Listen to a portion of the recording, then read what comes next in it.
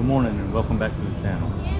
We're here at Universal Studios today in Islands of Adventure to bring you the top 4 things you should know about the Wizarding World of Harry Potter.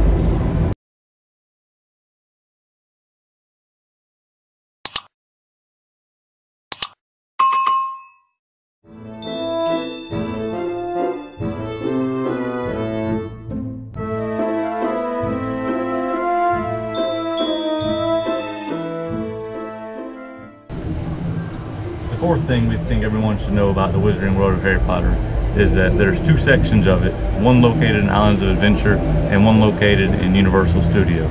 There is a Hogwarts Express train, that connects both of them, but you have to have a park-to-park ticket to ride them. Sometimes people think that it's all in one location, and that's not the case. There's different rides in different areas and different kind of theming. One's Hogsmeade and one's Diagon Alley. And so if you prefer a different part of the book, then maybe that's where you should start.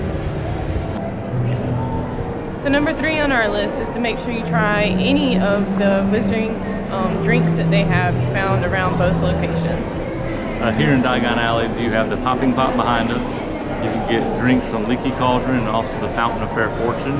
And in Hogsmeade Village, you have the Hog's Head, as well as 3 broomsticks, and then there is 2 outside parks where you can get your butterbeers from. Some of the drinks that they have is butterbeer in all its different varieties, like frozen, hot's my favorite. They also have the fishy green ale, yep, which is kind of a minty cinnamon. It has boba balls in it.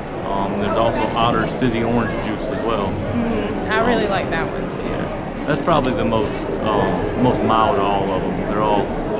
They're all really great, and they all give you that sense that you're really here and that you're really in the books and drinking the same things that you've read about. So we really think that that's a great experience to enjoy. And also a great way to mitigate the cost of all these drinks is if you come here and eat breakfast at the Leaky Cauldron, you can get one of the drinks that comes with your breakfast. Yeah, we usually get 1 hot butterbeer and split it. Just word of caution, all the butterbeers, no matter what flavor or variety you get, is really sweet. So you may want to share at least the first one to find out if you know that's going to be sweet enough or too sweet. But we usually get 1 to share. Yep. And it's much cheaper than paying the $8.99. I believe they're $8.99 now. But yeah, so on to number 2. Hogsmeade to bring you number 2 on our list of things to know, which is to buy an interactive wand. There's 25 interactive wand spots throughout both Hogsmeade and Diagon Alley. So this one is called Arresto Momentum, and our goal is to stop the water. So, Arresto Momentum. Oh, it stopped.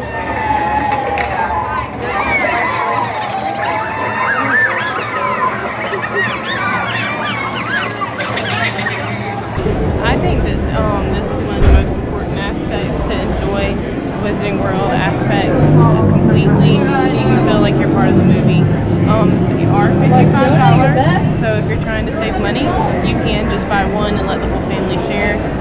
Exactly, and also in your wand box there's a 2-sided map. One side is Hogsmeade, one side is Diagon Alley, and it'll give you all of them. And also at each wand spot there is a placard that shows you the movement you need to make, as well as the incantation that you're supposed to speak to make the magic happen. Right, and Universal's really good about having some extra witches and wizards on hand to kind of point you in the right direction and get you performing those spells. Yeah, and also there is Ollivander's wand show. It can get pretty packed and busy, but it is a very awesome experience. It's very, like, literally you're standing in the movie. Absolutely. And they do choose one typically a young witch or wizard to actually go up and participate in the show and get chosen by a wand. I got chosen once, and it was very awesome. Not always, but sometimes if you're wearing a Harry Potter shirt and nobody else is, you might be the one that gets selected. That was kind of my case. Exactly. But yeah, it's so awesome. Definitely highly recommend. So number 1 is make sure you always utilize early park admission if you're doing anything in Harry Potter. Yes.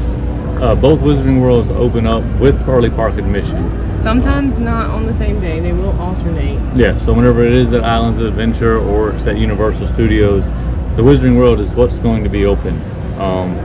So you can get your early ride in on Green Gotch, or you can get your early ride in on Hagrid's or Forbidden Journey.